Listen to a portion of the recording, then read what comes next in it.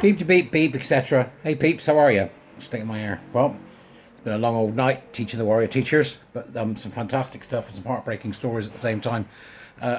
People, strong people who are having to deal with things that are dreadful, children lost to this most virulent and vile of ideologies that we've ever seen. I sometimes think to myself, this possibly can't get any worse. It can't get any worse. And you keep saying that. You keep hoping that we've reached the bottom of the abyss, but sadly, no, as we have seen recently, breastfeeding men, particularly abusive men, treating babies like a fashion accessory and breastfeeding them on buses.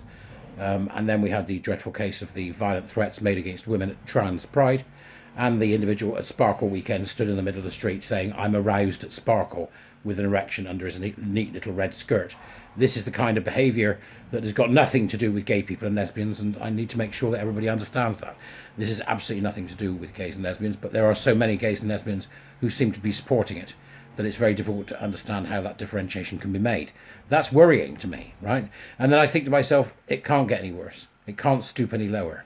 And then I come across the video which you're about to watch after this particular video, in which we see a man who is a surgeon and an activist surgeon, is what I'm going to call them, an activist surgeon for gender identity ideology. And that activist surgeon is discussing how problematic it is to deal with the butchered boys of his own work, that those children who've been on suppression puberty blockers, who have absolutely no capability of having any kind of sexual feeling and have never even, for example, masturbated, that when they get to 18 or so, the difficulty of understanding how they're going to dilate once they've dug the hole in their crotch.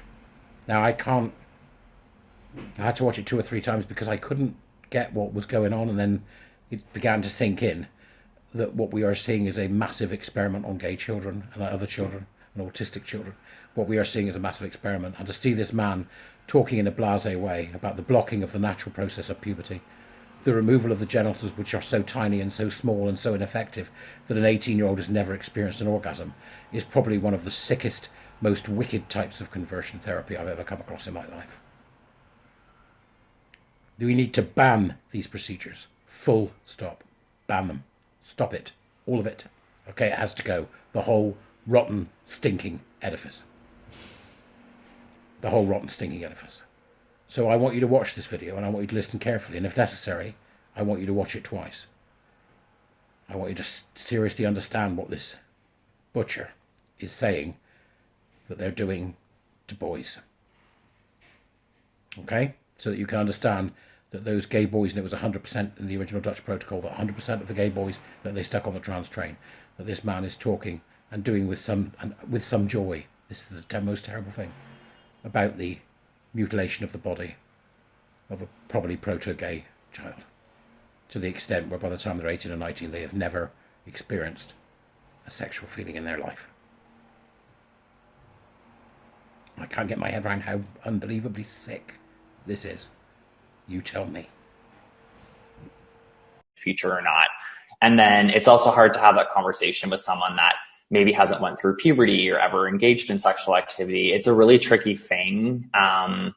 And when it comes time to actually do surgery, if an individual does go through suppression and ultimately is in their latter teenage years and wants a vaginoplasty, not only are you facing the struggle of not having a lot of tissue to work with, but that tissue hasn't been under the influence of testosterone, which definitely affects some things. And then a lot of patients, just from psychosocial issues and the dysphoria that they're experiencing, or just blatant transphobia in society, may have not had the opportunity to have a sexual partner. And more often than not, there's been almost no genital engagement in terms of self-stimulation or masturbation. So then trying to assess things like erogenous outcomes after a surgery when someone's never had an erogenous experience in their life is incredibly difficult because they don't really have a baseline to compare it to.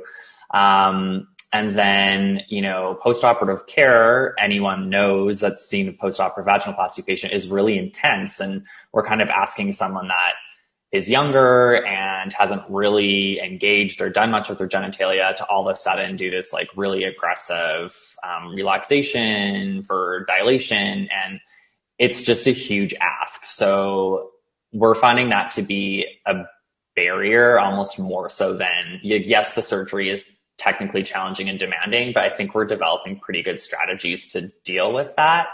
But what we really need is like a robust support system. And I think there's going to be a huge role for therapy peri-operatively in terms of even preoperative genital engagement, trying to have those conversations, preparedness, readiness, support through that postoperative protocol, because some of the early challenges are getting someone to successfully dilate that's never had to engage with their pelvic floor musculature and is maybe 17, 18 years old. It's hard.